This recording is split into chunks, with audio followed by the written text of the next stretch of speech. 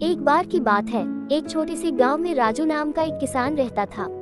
राजू के पास एक छोटा सा खेत था जहां वह गेहूं, चावल और सब्जियां उगाता था।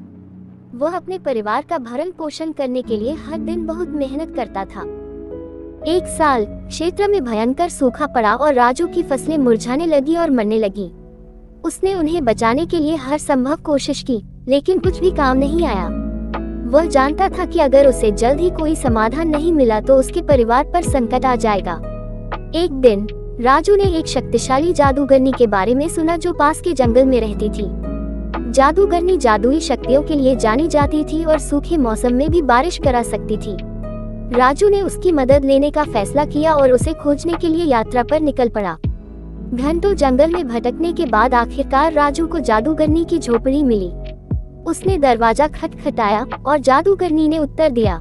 उसने उससे पूछा कि वह क्या चाहता है और राजू ने उसे अपनी दुर्दशा के बारे में बताया। जादूगरनी ने उसकी कहानी सुनी और उसकी मदद करने को तैयार हो गई। उसने उसे एक जादुई बीज दिया और उसे अपने खेत में लगाने को कहा। उसने कहा कि बीज एक पेड़ के रूप में विकसित होगा जो उसके खेत में बारिश लाएगा।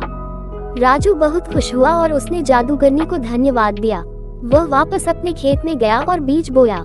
वह बेसब्री से पेड़ के बढ़ने का इंतजार कर रहा था, उम्मीद कर रहा था कि यह उसकी फसलों को बचाएगा। दिन बीतते गए और पेड़ बढ़ने लगा। वह बढ़ता ही गया और उसकी शाखाएं दूर दूर तक फैल गईं। एक दिन आकाश में बादल इकट्ठे हो गए और भारी वर्षा होने लगी। बारिश कई दिनों तक जारी रही और राजू की फसल फिर से बढ़ने और बढ़ने लगी। राजू जादुई पेड़ की शक्ति से चकित था। वह जानता था कि उसे जादूगरनी की मदद के लिए उसका शुक्रिया अदा करना होगा। वह उसे फिर से खोजने के लिए निकल पड़ा और कृतज्ञता के प्रतीक के रूप में अपनी कुछ बेहतरीन फसलें लेकर आया। जादूगरनी राजू के इस भाव से प्रसन्न हुई और उसे धन्यवाद दिया। उसने उससे कहा कि पेड़ प्रकृति की देन है और उसका आशीर्वाद प्राप्त करने के लिए उसे चुना गया है। राजू अपने खेत में लौट आया, ये जानकर कि उसे एक चमत्कार मिला है। वह कड़ी मेहनत करता रहा और अपनी फसलों की देखभाल करता रहा, लेकिन वह जानता था कि वह हमेशा जादूगरनी और उस जादुई पेड़ का ऋणी रहेगा जिसने उसके खेत को बचाया था। दोस्तों, आपको ये स्टोरी कैसी लगी कमेंट में ज़रूर बताना।